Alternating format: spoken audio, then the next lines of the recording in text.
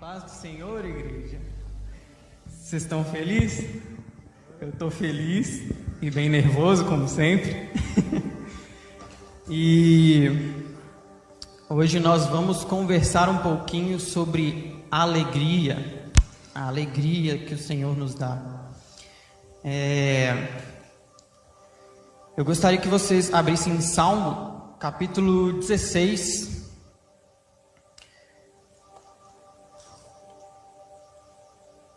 E fica à vontade, quem quiser ficar de pé, pode ficar de pé. Se você quiser ficar sentado, fica à vontade.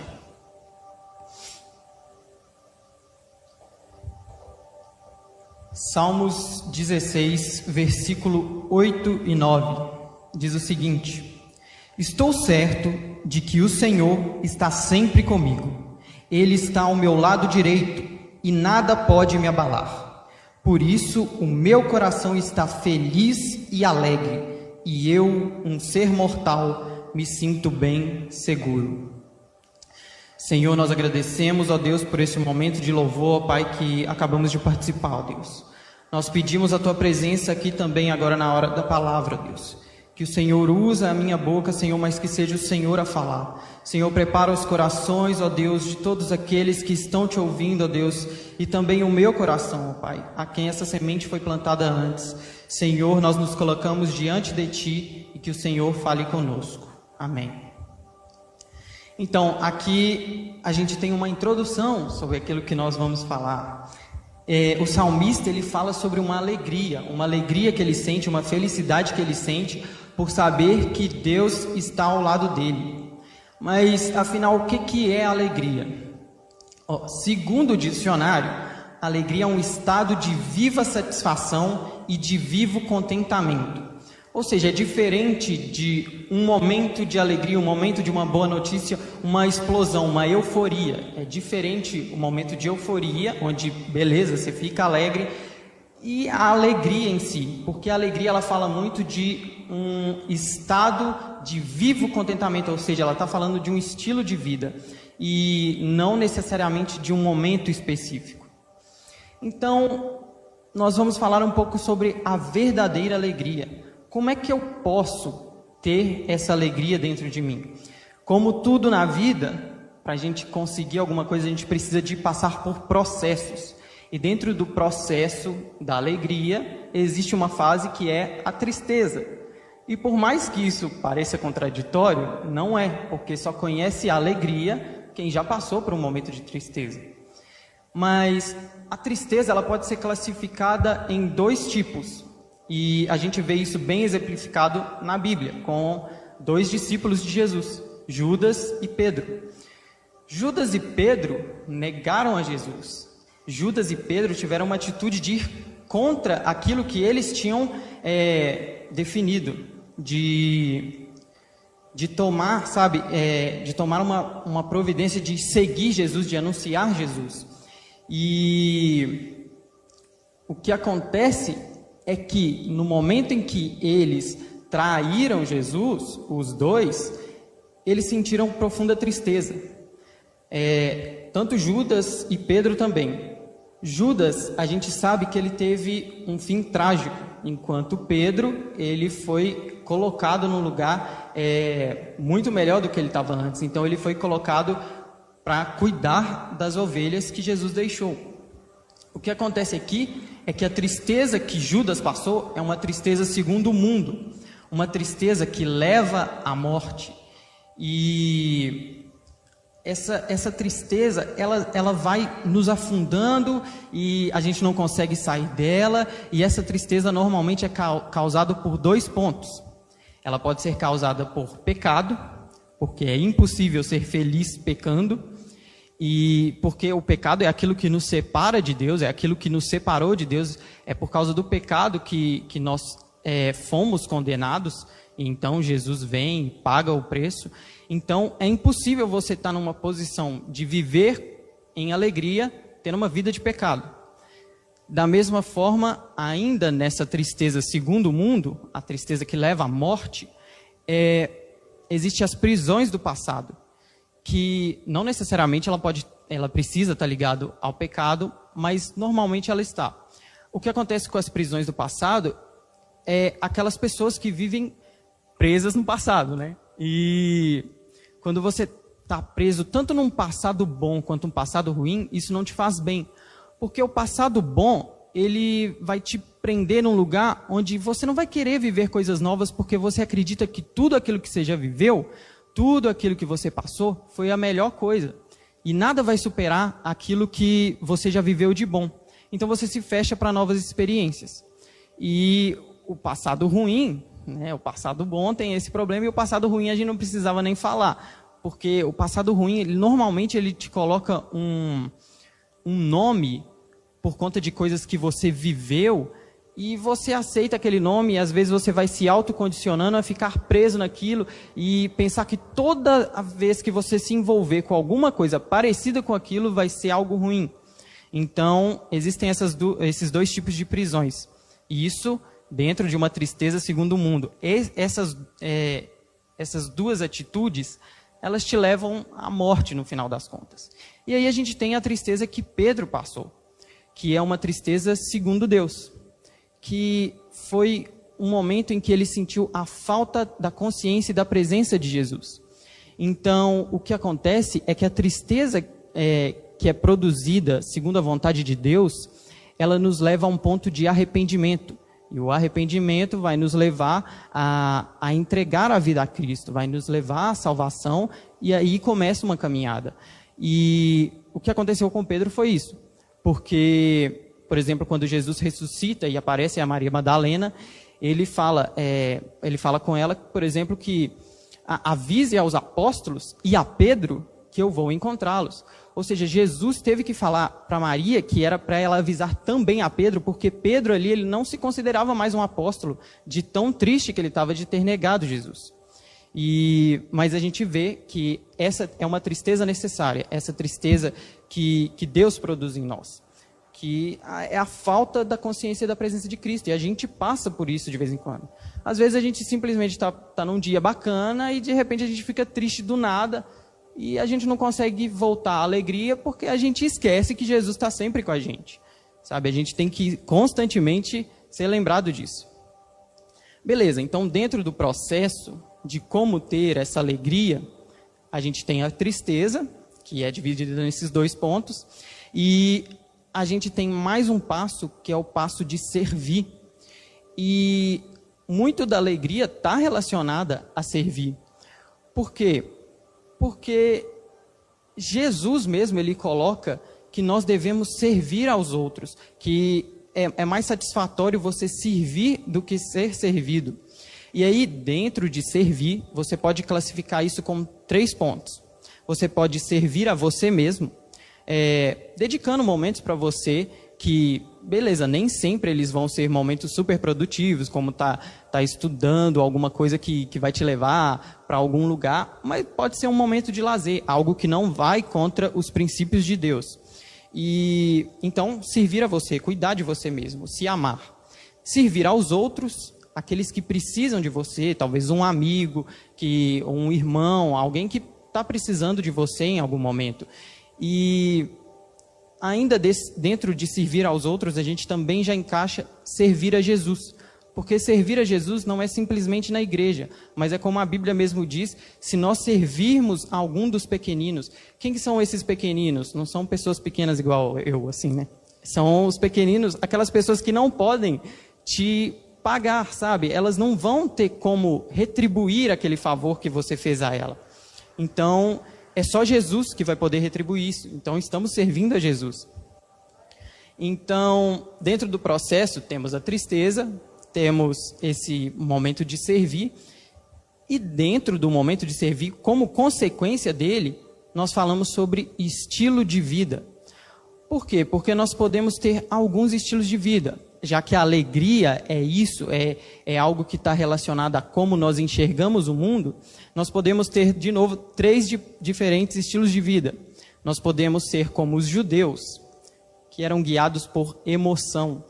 Tudo que eles queriam era um sinal, tudo que eles queriam era uma maravilha. E quando isso parava, eles iam pouco a pouco deixando de acreditar nas coisas que Deus já tinha feito. Então, tudo para eles era na emoção. Se envolvesse a emoção, se eles estivessem ali no momento de euforia, eles estavam alegres. E o problema de se viver por emoção é que as nossas emoções, elas variam muito rápido. Então, dentro de um mesmo dia, nós podemos ter várias emoções. Como é que eu vou estabelecer a minha vida em cima de algo que muda tão rápido?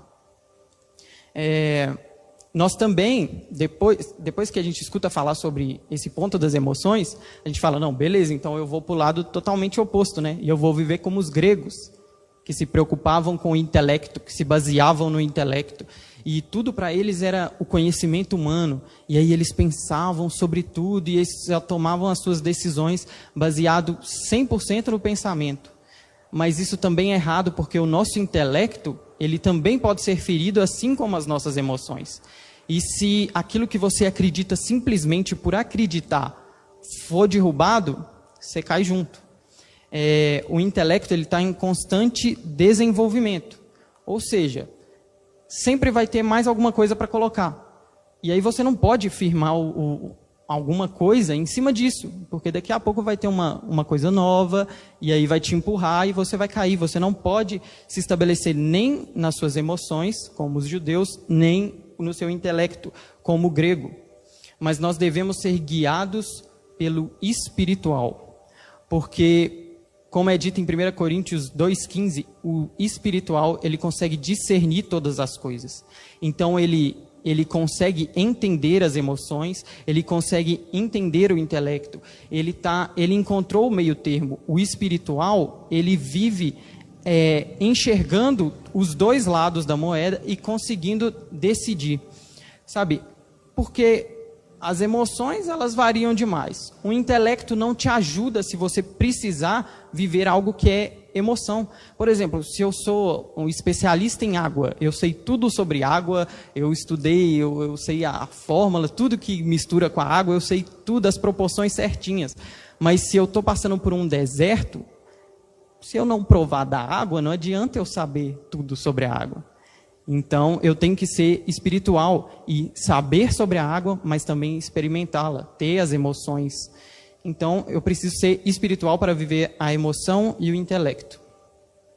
Beleza. Então, como é que eu posso ter essa alegria? A gente passa por esses processos de tristeza, a tristeza segundo Deus, que vai nos levar ao arrependimento.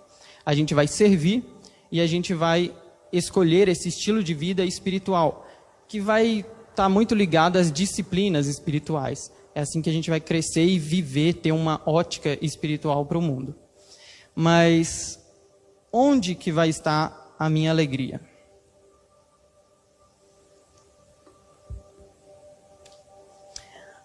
A minha alegria, ela pode estar em algo passageiro, como as emoções, o intelecto, algo que vai mudar muito rápido e que, se mudar, isso daí vai me prejudicar. Ou então, ela pode estar em algo diferente. E aquilo que não é passageiro é motorista. E como essa piada foi muito ruim, eu vou seguir direto e falar aqui o seguinte: o que não é passageiro é eterno, é imutável. Ele não vai mudar, sabe? E isso vem muito naquele exemplo que Jesus dá quando ele está terminando o Sermão da Montanha. O Stephanie, não me atrapalha, senhora. Quando ele está terminando o Sermão da Montanha, ele dá o exemplo dos dois alicerces. E ali Jesus está falando de algo que ele conhece. Porque Jesus, ele era carpinteiro, ele não era marceneiro. Marceneiro produz cadeira, mesa. Jesus, ele não quer enfeitar a gente, ele quer construir a gente. Ele sabe de alicerce, ele lança alicerce, ele prepara a estrutura para receber uma casa, tá? Ele trabalhou como carpinteiro por grande parte da sua vida. Então ali ele dá o exemplo, ele está fazendo esse comparativo, ele sabe muito bem do que ele está falando. Então, se nós vamos decidir que vamos firmar a nossa alegria em algo que é eterno, o que é essa maior alegria eterna? O que a gente conhece que é a maior alegria eterna? São as boas novas do Evangelho de Cristo. Sabe, é uma alegria tanto para quem anuncia, quanto para quem está recebendo. E aí, eu gostaria que vocês fossem comigo em Isaías 52, 7.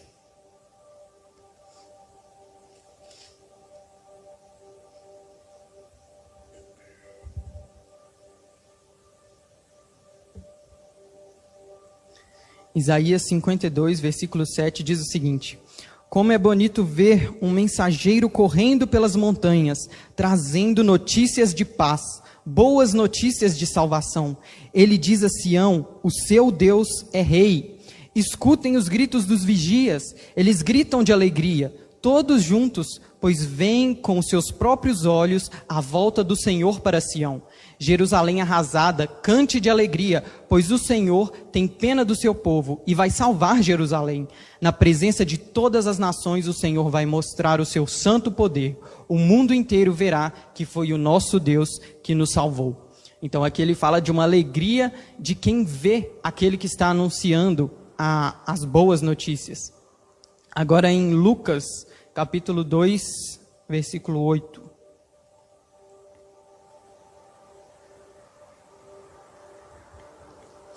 Lucas 2:8 diz o seguinte: naquela região haviam pastores que estavam passando a noite nos campos, tomando conta dos rebanhos de ovelhas. Então um anjo do Senhor apareceu e a luz gloriosa do Senhor brilhou por cima dos pastores. Eles ficaram com muito medo, mas o anjo disse: não tenha medo, estou aqui a fim de trazer uma boa notícia para vocês. E ela será motivo de grande alegria também para todo o povo. Hoje mesmo, na cidade de Davi, nasceu o Salvador de vocês, o Messias, o Senhor. Esta será a prova. Vocês encontrarão uma criancinha enrolada em panos, deitado numa manjedoura. No mesmo instante, apareceu junto com o anjo uma multidão de outros anjos, como se fosse um exército celestial. Eles cantavam hinos de louvor a Deus, dizendo: glória a Deus nas maiores alturas do céu, e paz na terra para as pessoas a quem Ele quer bem. Quando os anjos voltaram para o céu, os pastores disseram uns aos outros: vamos até Belém ver o que aconteceu. Vamos ver aquilo que o Senhor nos contou. Eles foram depressa e encontraram Maria e José, e viram o menino deitado na manjedoura. Então contaram o que os anjos tinham dito a respeito dele. Todos os que ouviram o que os pastores disseram ficaram muito admirados. Então aqui a gente tem dois momentos de muita alegria, que é quando os pastores recebem a notícia, a boa notícia do Evangelho, a boa notícia de que o Salvador nasceu, e então eles começam a conferir, veem que aquela notícia é verdadeira e saem para anunciar. E aí temos outro momento de alegria, que é quando as pessoas começam a ouvir essa boa notícia.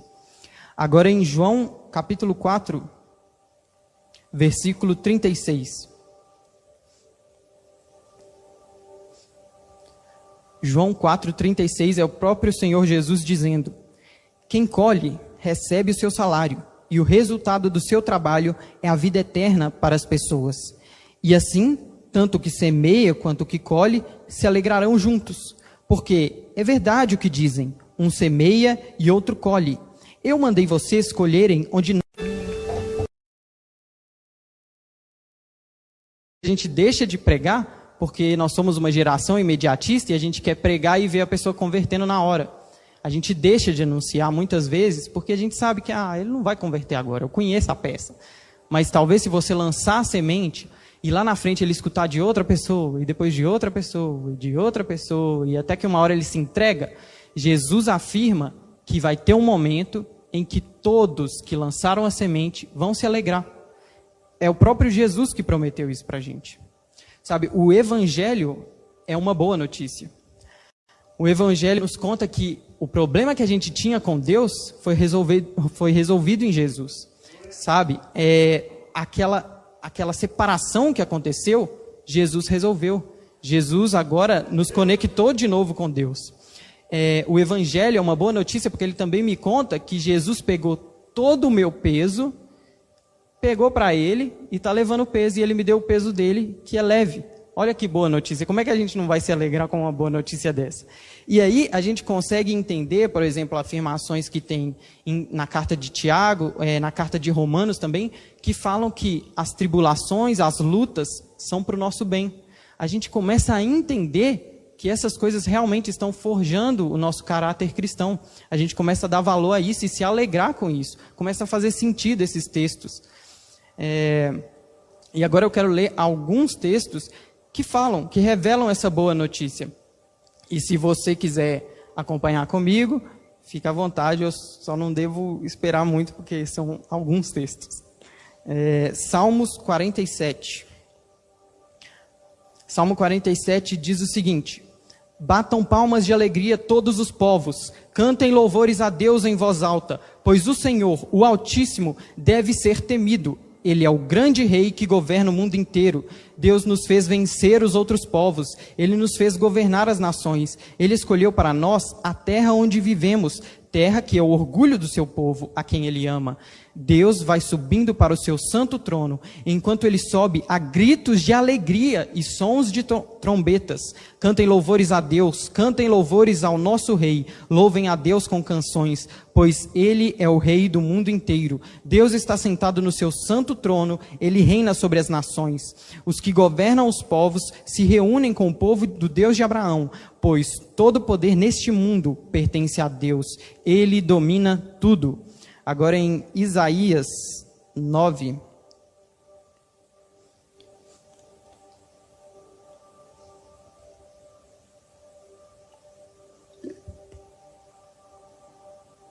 Isaías 9, versículo 6. Versículo 6.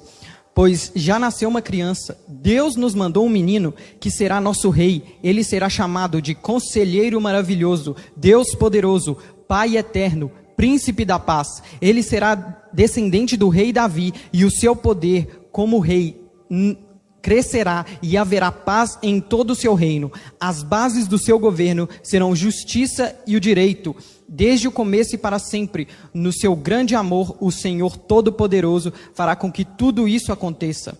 Ainda em Isaías, no capítulo 61, verso 10. Nós nos alegraremos e cantaremos um hino de louvor por causa daquilo que o Senhor, nosso Deus, fez. Ele nos vestiu com a roupa da salvação e com a capa da vitória. Somos como um noivo que põe o turbante de festa na cabeça, como uma noiva enfeitada com joias. Assim como a terra faz crescer as árvores e no jardim o chão faz brotar o que foi semeado, também o Senhor Deus fará com que brote a sua salvação, e todas as nações cantarão hinos de louvor a ele.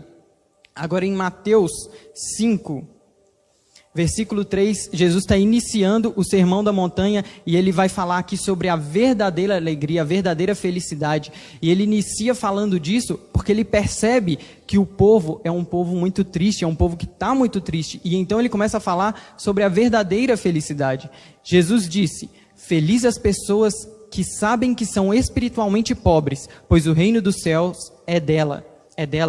Felizes as pessoas que choram, pois Deus as consolará. Felizes as pessoas humildes, pois receberão o que Deus tem prometido. Felizes as pessoas que têm fome e sede de fazer a vontade de Deus, pois Ele as deixará completamente satisfeitas. Olha só, Jesus ele não era muito normal não, né, gente? Porque a gente entende que feliz é aquele que está satisfeito. E aí Jesus vem e fala que feliz é quem tem fome e sede de justiça.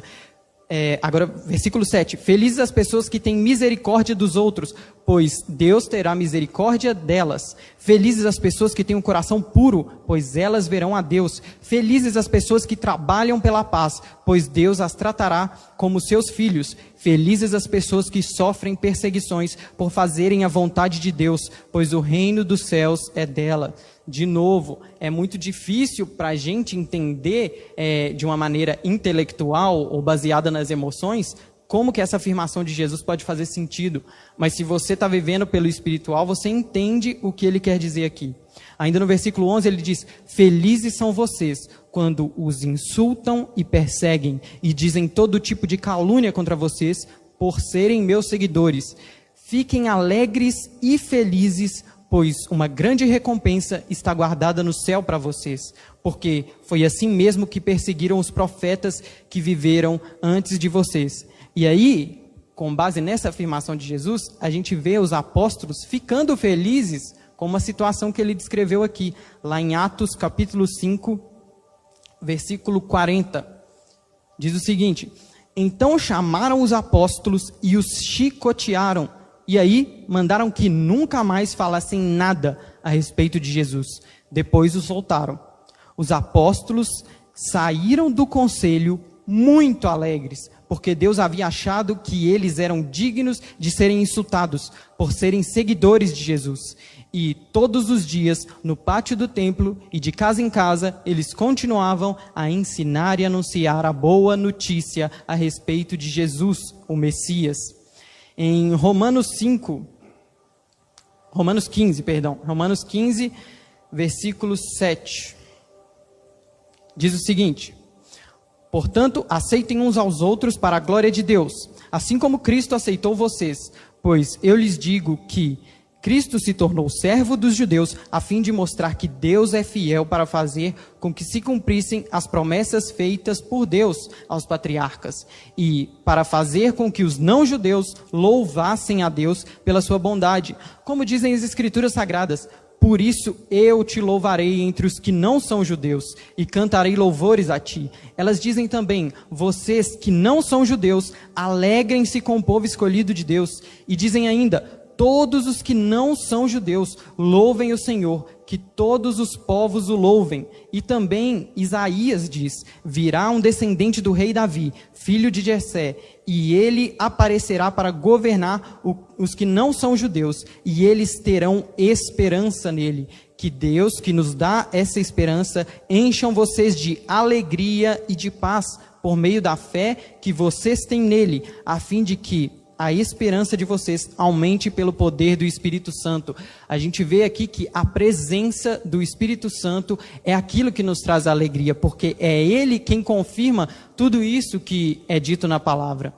E para finalizar esses textos, eu gostaria de ler Apocalipse 5, e o contexto é o seguinte: em Apocalipse 4, João descreve o trono de Deus nos céus. Então nós somos apresentados aos 24 anciãos, nós somos apresentados aos 4 seres viventes e ao trono de Deus. E aí no capítulo 5 é algo que está acontecendo nesse cenário que ele descreveu em Apocalipse 4.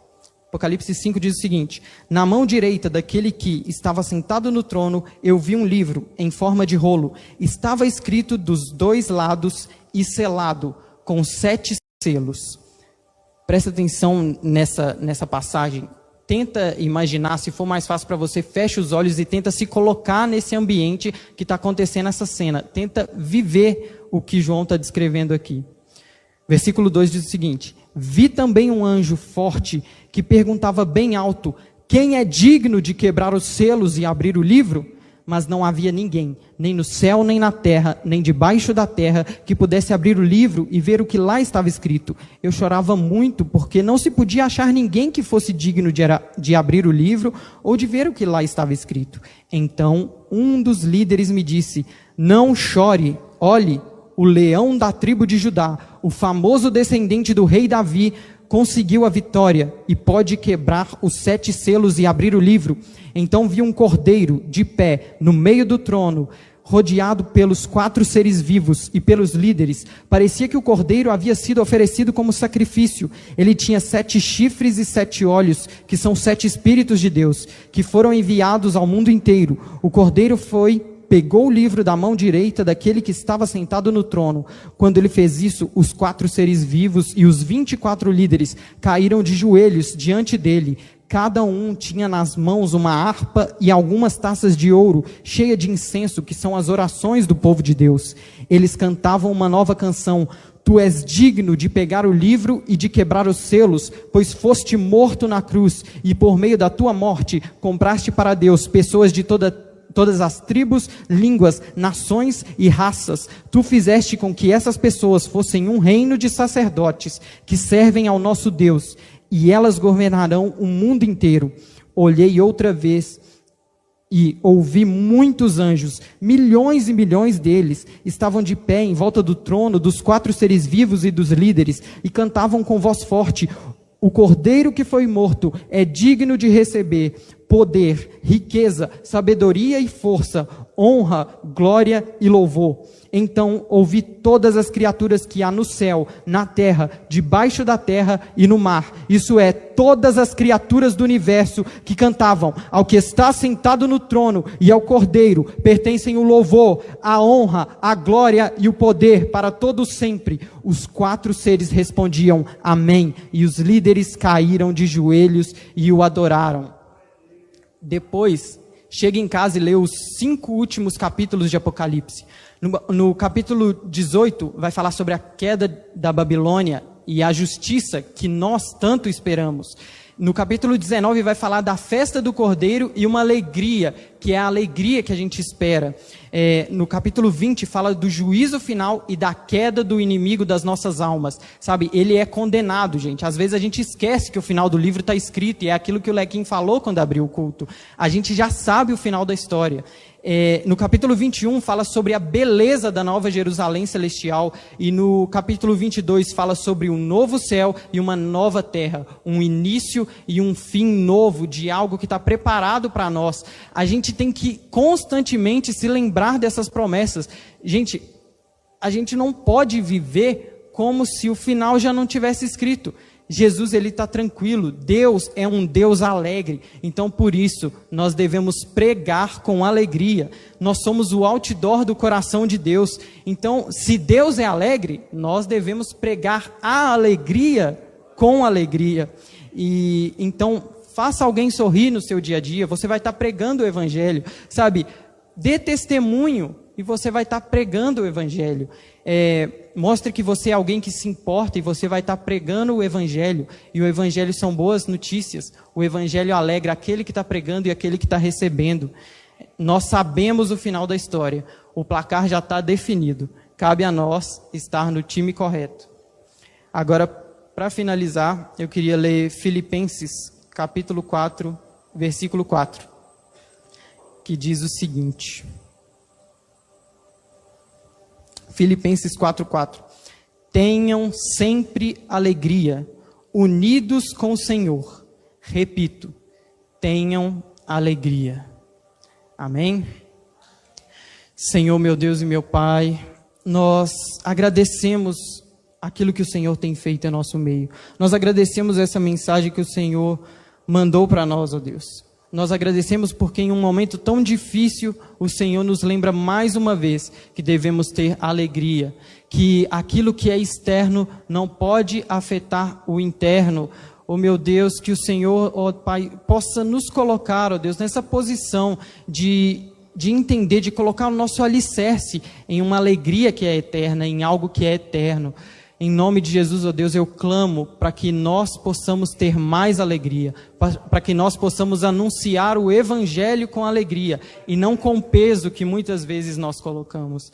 Senhor, muito obrigado por essa boa notícia. No nome de Jesus, amém.